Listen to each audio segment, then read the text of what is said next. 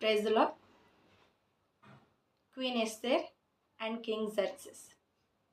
ఈ టాపిక్ని ఎంచుకోవడానికి గల కారణం ఏంటంటే, స్త్రీలు అనేక మంది చాలా బాధలతోనూ ఇబ్బందులతోనూ నా దగ్గరికి వస్తూ ఉంటారు.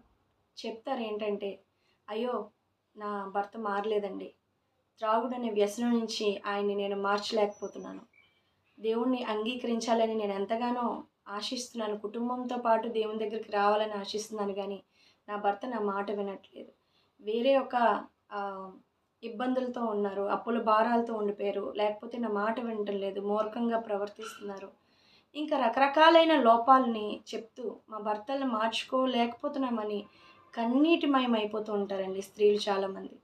అయితే నేను వీటి కోసం ఆలోచించినప్పుడు బైబిల్లో ఒక అమూల్యమైన ఆణిముత్యం లాంటి స్త్రీ నాకు కనబడింది. ఆమె పేరే ఎస్తేర్.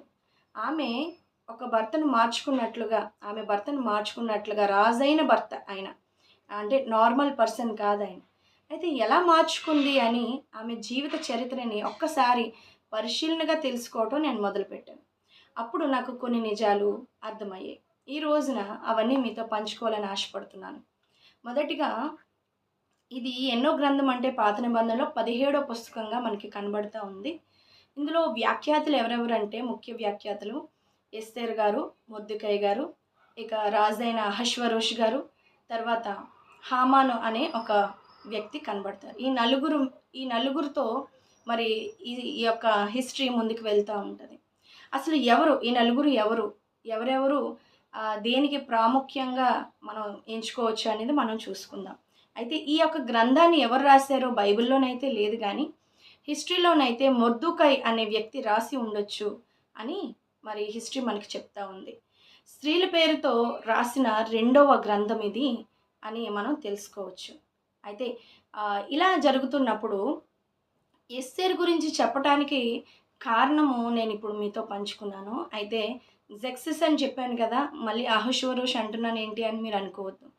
అంటే అహష్వరోష్ అని బైబిల్ గ్రంథంలో రాయబడి ఉంది, హిస్టరీలోనైతే ఆయన పేరు జెక్సిస్ అని రాయబడి ఉంది. అయితే ఈయన కొరకు మనం క్లుప్తంగా కొన్ని మాటల్లో తెలుసుకుందాం. ఈయన ఎలాంటి వాడు అంటే, మొదటగా ఈయనకి ముందే ఎస్తేర్ గారిని చేసుకోకముందే రాణి అయిన వష్టితో పెళ్ళయింది. ఆమె రాజకుటుంబీకురాలు. అయితే ఒకనాడు ఒక పెద్ద పార్టీ జరుగుతుంది. గ్రీక్ దేశం మీదకి ఆయన యుద్ధానికి వెళ్ళబోతున్నారు. అంటే చాలా మనకి వీటి మీద హిస్టరీ మీద సినిమాలు కూడా చాలా వచ్చాయి. 300 అని రకరకాలైన సినిమాలు. అయితే నేను వీటిని చూడమని ప్రోత్సహించట్లేదు, కానీ మీరు తెలుసుకోవటానికి మాత్రమే చెప్తున్నాను అనమాట. ఈ యుద్ధానికి వెళ్తూ ఉన్నప్పుడు ఈయన యొక్క మనస్తత్వము అక్కడ ప్రజలకు కొట్టొచ్చినట్లుగా కనబడుతూ ఉంటుంది. గ్రీక్ దేశం మీదకి వెళ్తున్నప్పుడు రాణి అయిన వష్టి లోపల ఉంటుంది. చాలామంది పెద్దలు, అధికారులు, రాజులు, సామంత రాజులు, ఆయన కంటే చిన్నగా ఉండే రాజులు అందరూ కూడా వచ్చి ఆ సమావేశంలో ఉంటారు. పార్టీ జరుగుతూ ఉంటుంది. బాగా అక్కడ తినటం, తాగటం అన్నీ చేస్తూ ఉంటారు. యుద్ధానికి వెళ్ళేటప్పుడు రాజుల యొక్క ప్రవర్తన ఎలా ఉంటుందంటే, తిరిగి వస్తామో రామో తెలియదు కాబట్టి మనం ఇప్పుడే చక్కగా ఎంజాయ్ చేసి అప్పుడు యుద్ధానికి వెళ్ళాలి అన్న మనస్తత్వంతో ఉంటారు. యుద్ధానికి వెళ్ళే ముందు ప్రతి రాజు చేసే పని ఇదే. అయితే బాగా ఆ యొక్క పార్టీలో ఉత్సవాల్లో తాగటం వలన ఆయన ఏమనుకున్నారంటే, విచక్షణ లేకుండా తన రాణి యొక్క అందాన్ని అందరి ముందు ప్రదర్శించాలనుకుని రాణి అయిన వష్టిని పిలిపించండి అని కబురు పెట్టారు. కబురు పెట్టినప్పుడు రాణి తిరస్కరించింది. ఎందుకు తిరస్కరించింది అంటే, రాణి యొక్క అందాన్ని ఎవ్వరూ చూడకూడదు, రాజు తప్ప, తన భర్త తప్ప ఆ అందాన్ని ఎవరు చూడకూడదని అప్పట్లో రాణులు అంత లాయల్గా ఉండేవారనమాట. అయితే రాజు అయితే అందాన్ని చూపించడం అంటే నృత్యం చేయడం, అందరి ముందు డ్యాన్స్ చేయడం అనమాట. అంటే నా భార్య ఇంత అందంగా ఉంది చూడండి అని చెప్పటం. ఆ టైంలో ఇవన్నీ కూడా అంత సబబు కాదు, ఎవ్వరూ అలా ఉండేవారు కాదు, చాలా జాగ్రత్తగా ఉండేవారు రాణులు. అయితే ఆమె తిరస్కరించడంతో రాజుకి చాలా కోపం వచ్చి, నా ఆజ్ఞనే ఆమె మీరిందా అని చెప్పి రాణిగా ఆమెని తొలగించడం జరుగుతుంది. అయితే దీని తర్వాత మరలా గ్రీక్ దేశం మీదకి ఆయన దండయాత్ర చేయటానికి వెళ్తూ ఉంటాడు. వెళ్ళే దారిలో కొన్ని సందర్భాల్ని నేను జ్ఞాపకం చేయాలనుకుంటున్నాను. ఆయన మనస్తత్వాన్ని, ఆయన ఎలాంటి వారో తెలుసుకోవటానికి ఈ యొక్క ఎగ్జాంపుల్స్ నేను చెప్తూ ఉన్నాను. అవేంటంటే దారిలో వెళ్తూ ఉండగా సముద్ర తీరంలోనే అంటే సముద్రంలోనే వారి ప్రయాణం అంతా జరుగుతూ ఉండేది. ఒకరోజు భయంకరమైన సుడిగాలి వచ్చిందండి. బాగా తిప్పేస్తూ ఉంది. సుడిగాలొచ్చి బాగా షిప్‌ని అతలాకుతలం చేసేస్తా ఉంది. అలాంటప్పుడు ఈయన కనీసమైన విచక్షణ లేకుండా ఏం చేశాడంటే ఒక కొరడ పట్టుకొని అలల్ని కొట్టటం మొదలుపెట్టాడు. కొట్టాడు, కొట్టాడు, కొట్టాడు. అలిసిపోయినంత వరకు కొట్టాడు. అంటే చిన్న పిల్లలకి కూడా తెలుసు నీటిని మనం కొట్టడం వల్ల ప్రయోజనం ఏమీ ఉండదు అని. అది ఒక మనిషి కాదు నొప్పెట్టడానికి. లేకపోతే అది అలా చిన్నదేమి కాదు. ఆ సముద్రం అన్నది చాలా పెద్దది. దానికి మనం లోబడి ఉండాలి. జాగ్రత్తగా ఉండాలన్న సంగతి కూడా ఆయనకి తెలియలేదు. అంటే అంత మూర్ఖుడనమాట. అంత మూర్ఖత్వాన్ని కనపరిచే ఒక వ్యక్తి. ఇదే కాకుండా వారు ఒక బ్రిడ్జ్ మీద ఈ ఈ చివరి నుంచి ఆ చివరికి వెళ్ళాలి. ఒక బ్రిడ్జ్ ఉంది అక్కడ. అంటే ఒక ఒక ఈ చివరి నుంచి ఆ చివరికి దేశం మీదకి యుద్ధానికి వెళ్ళాలంటే ఒక బ్రిడ్జ్ కావాలి. అంటే నిర్మించాలనమాట. చాలామంది బెస్ట్ ఇంజినీర్స్‌ని వరల్డ్‌లోనే బెస్ట్ ఇంజినీర్స్‌ని పిలిచి ఆయన ఒక వంతెన కట్టించాడు. ఒక బ్రిడ్జ్ కట్టించాడు. ఈ చివరి నుంచి ఆ చివరి వరకు సముద్రంలో నుంచి. అది ఏమైందంటే సడెన్‌గా స్టార్మ్స్ వచ్చేసి సడెన్‌గా అలల్లాగా చుట్టేసి అంటే ఒక సుడిగాలులు ఎలాగైతే చుట్టేస్తాయో అన్నిటిని ఆ బ్రిడ్జ్‌ని అంతటిని చుట్టేసి కూల్చేసాయన్నమాట. కూల్చేసినప్పుడు కట్టేవారిది ఏ తప్పు లేకపోయినా ఆయన వెంటనే బ్రిడ్జ్ కూలిపోయిందన్న కోపంతో, అటువంటి మూర్ఖత్వంతో కట్టిన వాళ్ళందరినీ కూడా తెగ నరికాడు. వారి ప్రాణాల్ని తీసేసాడండి. వారి యొక్క తలలను తెగ నరికినట్లుగా హిస్టరీలో మనకి ఒక వ్యక్తి మనకి బుక్ రాశారు. ఆయన పేరేంటంటే హెరోడోటస్ అండి. ఫాదర్ ఆఫ్ హిస్టరీ అని కూడా ఈయన్ని అంటూ ఉంటారు. ఈ వ్యక్తి క్లియర్‌గా పర్షియన్ హిస్టరీ అంతా కూడా రాశారు. ఇందులో ఈ రాజు జెక్సస్ ఎలాంటి వాడని పూర్తిగా రాశారండి. అదే విధంగా జెక్సస్ ఇంకొకసారి ఏం చేశారంటే రాజు సైన్యాధిపతుల్ని తీసుకొని ఆయన సైనికుల్ని తీసుకొని వెళ్తూ ఉండగా ఒక వ్యక్తి అంటే ఒక సైనికుడి యొక్క తండ్రికి చాలా అనారోగ్యంతో బాధపడుతూ ఉంటారు తండ్రి. అయితే ఆ తండ్రి యుద్ధానికి వెళ్తూ ఉండగా రాజు దగ్గరకొచ్చి మనవి చేసుకుంటూ ఉంటారు. రాజా రాజా నాకు చాలా అనారోగ్యంగా ఉన్నాను నేను. నా ఇద్దరు కుమారులని సైన్యంలోకి నేను ఇచ్చేసాను. కానీ ఇప్పుడు నాకు చాలా అనారోగ్యంగా ఉంది. నా పెద్ద కొడుకుని మాత్రమే నా దగ్గర ఉంచండి. ఒక్క కొడుకునైనా ఉంచండి. నాకు తగ్గిపోగానే నేను నా కొడుకుని మరలా మీ దగ్గరికి పంపించేస్తాను.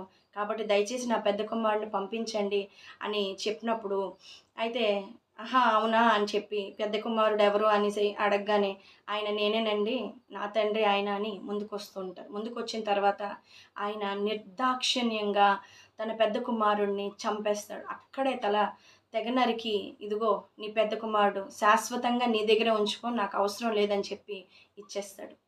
అంటే నేను ఎందుకు ఇవన్నీ ఎస్తేర్ గురించి అని చెప్పి రాజైన అహష్వరోష్ గురించి ఎందుకు చెప్తున్నాను అంటే ఇతను ఇంతటి మూర్ఖుడైన ఒక వ్యక్తి అని మనం తెలుసుకోవాలి.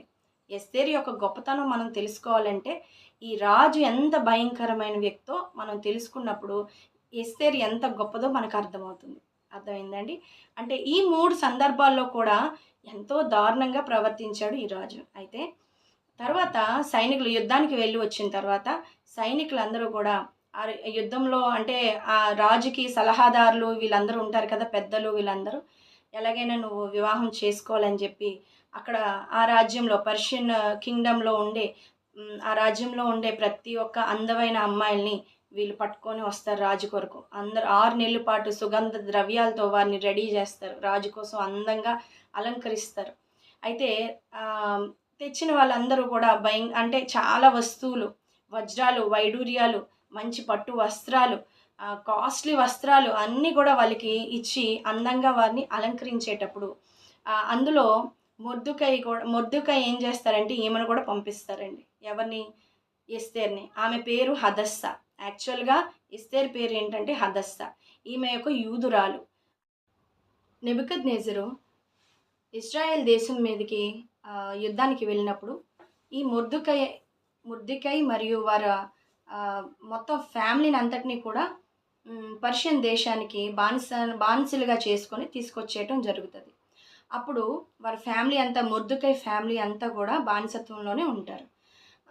ఈయన పినతండ్రి అంటే హదస్స యొక్క తల్లిదండ్రులు ఇద్దరు కూడా చనిపోవడం వలన హదస్స ఒంటరిగా ఉండిపోతుంది. అయితే హదస్స పినతండ్రి కూతురు అంటే వరుసకి చెల్లెలైనప్పటికీ కూడా తన బాబాయికి చాలా వయసు ముదిరిన తర్వాత పుట్టిన బిడ్డ అనమాట.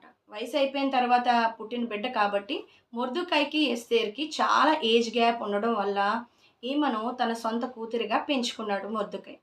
పెంచుకొని తన యొక్క ఐడెంటిటీని అనగా హదస్సా అని పేరు వినగానే ఈమె యొక్క యూదురాలు అని అందరికీ అర్థమవుతుంది కాబట్టి ఈ పేరు ఎక్కడ ప్రస్తావించొద్దని ఖండితముగా ఎస్తేర్‌కి చెప్పారు. ఎస్తేర్ అంటే అక్కడ పర్షియన్ నేమ్ అనమాట అది.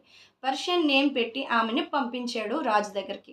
అయితే రాజు చాలామంది స్త్రీలను చూశాడు గానీ వాళ్ళందరిలో కల్లా చాలా సింపుల్‌గా బయలుదేరిన ఎస్తేర్ మాత్రమే ఆయనకు నచ్చింది. ఆమె ముఖంలో చాలా దైవకళ ఉట్టిపడుతుందని వాక్యం సెలవిచ్చిందండి.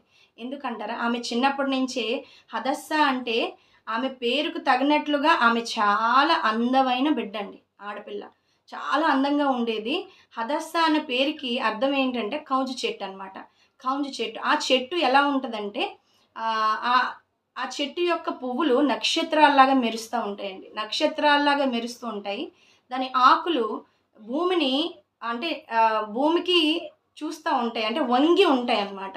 వంగి ఉండటం వల్ల ఈమె జీవితము కూడా అలాగే తగ్గింపు జీవితంతో చిన్నప్పటి నుంచి తల్లిదండ్రులు లేనప్పటికీ కూడా తన అన్నయ్య ఏం చెప్తే అది జాగ్రత్తగా విని పెరుగుతుండే బిడ్డ. అందుకని ఈమె పేరు హదస్సా అని ఆయన పెట్టుకున్నారు. అయితే ఇలాంటి సందర్భంలో ఆమె మొహంలో విధేయతను చూసి, ఆమె మొహంలో అందాన్ని, విధేయతని, వినయాన్ని చూసి రాజు చాలా హదస్సాని ప్రేమించాడంట. ఇతరుల కంటే ఎక్కువగా ఈమెను ప్రేమించి ఈమెను రాణిగా చేసుకున్నాడు. అయితే ఇంతవరకు బాగానే ఉంది హిస్టరీ అంతా కూడా.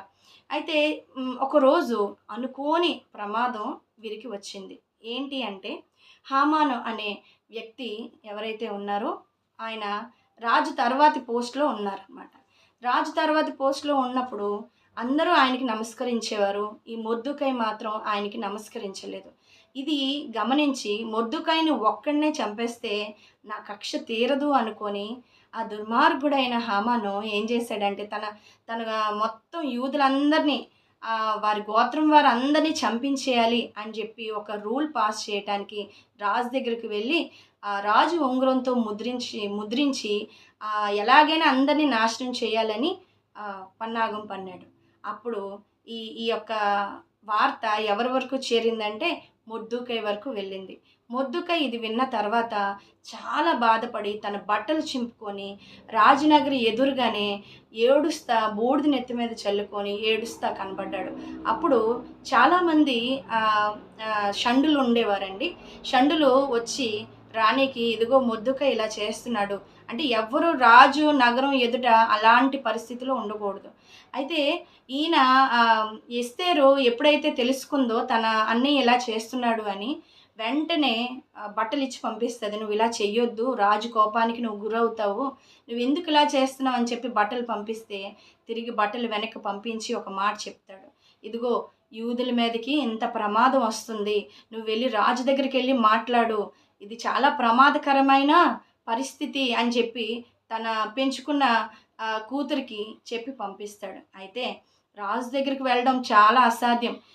రాణి తిరిగి ఏం పంపిస్తుంది, హదస్సా ఏం పంపిస్తుంది అంటే తిరిగి అమ్మో నేను రాజు దగ్గరికి నేను వెళ్ళలేను, ఇప్పటికి 30 రోజులు అయింది నేను రాజు దగ్గరికి పిలువబడలేదు, నేనంతలా నేనే వెళ్తే చాలా ప్రమాదం జరుగుతుంది, రాజు తన దండాన్ని కానీ నా వైపు చూపించకపోతే నేను చనిపోవచ్చు కూడానా, అది చాలా ప్రమాదం అని చెప్పి అంటే పెంచుకున్న తండ్రికి మరి కబురు పంపిస్తుంది.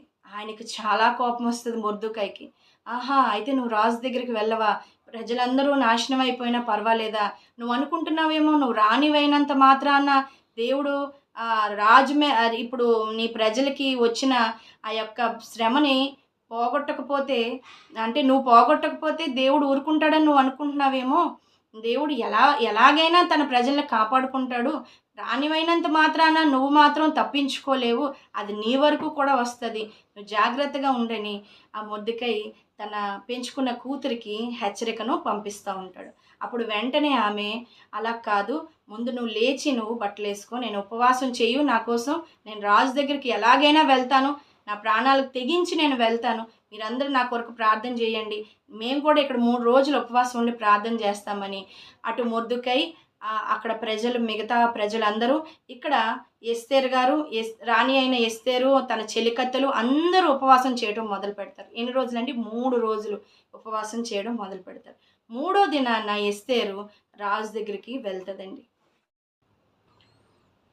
3వ దినాన ఎస్తేరు రాజు పిలవకుండానే రాజు దగ్గరికి వెళ్ళాలని నిర్ణయించుకొని తన హృదయాన్ని ఎంతగానో బలపరుచుకొని ఎంతో దుఃఖంతో బాధతో కృంగిపోయి ఏం చేయాలో తెలియక రాజు దగ్గరికి వెళ్ళాలని ప్రార్థనాపూర్వకంగా 3 రోజులు ఉపవాసం ఉండి ప్రార్థనతో వెళ్ళిందండి.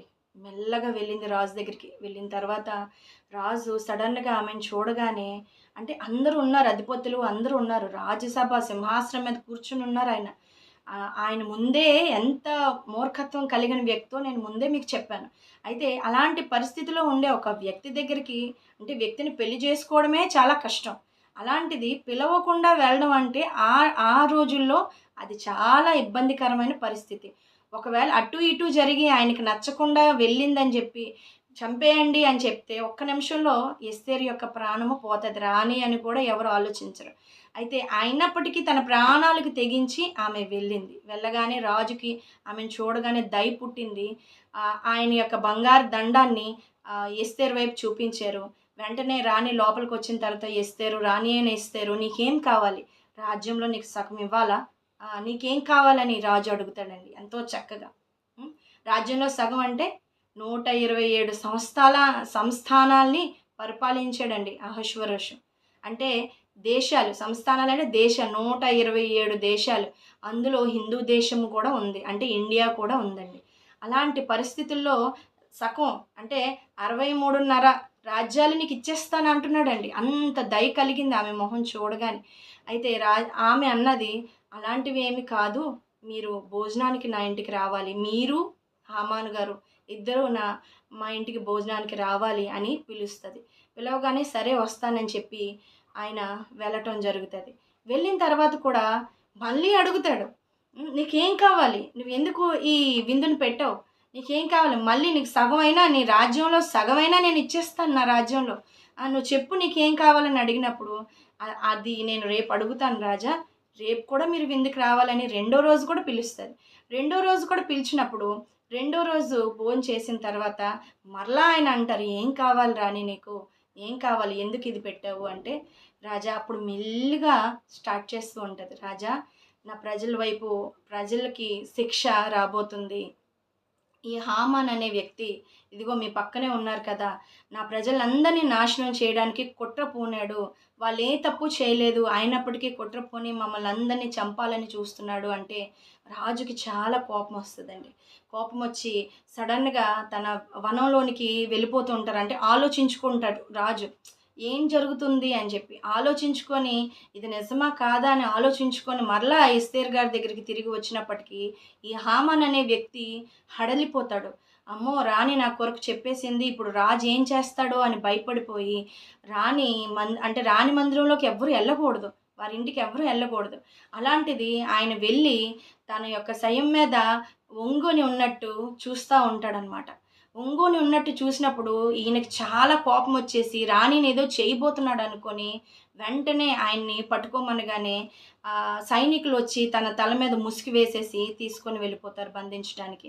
ఈయన హామాను గారు మొర్దెకై కొరకు మరి పెద్ద కొయ్యను సిద్ధం చేస్తారు భయంకరంగా చంపేయటానికి. ఆ యొక్క కొయ్యలో ఈయనే ఉరి తీయబడతాడనమాట. అంటే ఆయన తీసుకున్న గోతులో ఆయనే పడ్డట్టుగా జరిగింది. ఇదంతా దేనివల్ల జరిగింది అంటే ఎస్తేరు గారు యొక్క ఓర్పు, సహనము, ప్రార్థనా శక్తి అని ఆడవాళ్ళందరూ తెలుసుకోవాలండి. ఆడవాళ్ళందరూ కూడా ఈమెను మాదిరిగా తీసుకొని జాగ్రత్తగా బ్రతకవలసిన అవసరము ఎంతైనా ఉంది. ఆ తర్వాత మరి వీరి మీదకి వచ్చే శిక్ష మరి రాజు ఏం చేస్తాడంటే నిర్మూలన చేస్తాడండి. బ్రతిమాలుతుంది, కాళ్ళు పట్టుకొని ఏడుస్తుంది, రాజా నా ప్రజల మీదకి శిక్ష రాబోతుందని మీరు మీ ఉంగరంతో మీరు ముద్రించారు కదా, మీరు ఎలాగైనా దాన్ని కొట్టివేయాలని కాళ్ళు పట్టుకొని కన్నీటితో వేడుకున్నప్పుడు రాజు తనని కనికరించి, సరే మీరు ఒక తాకీదును రాయించండి, మీ ప్రజలకు ఎటువంటి ఇబ్బంది కలగకుండా మీరు తాకీదులు రాయండి అని మొర్దుకైని పిలిచి, మొర్దుకై ద్వారాగా తాకీదులు రాయించి, రాజు ఉంగరాన్ని ఇచ్చి మీరు ముద్రించుకోండి అని చెప్పి ఆయన ఫుల్ పవర్స్ మొర్దుకైకి ఇస్తారండి. మొర్దుకై గతంలో రాజుని కాపాడిన విషయాన్ని కూడా గుర్తు చేసుకొని ఆయన సన్మానించి ఆ రాజ్యంలో చాలా మంచి పోస్ట్ని, మంచి అధికారాన్ని మొర్దుకైకి ఇస్తాడు.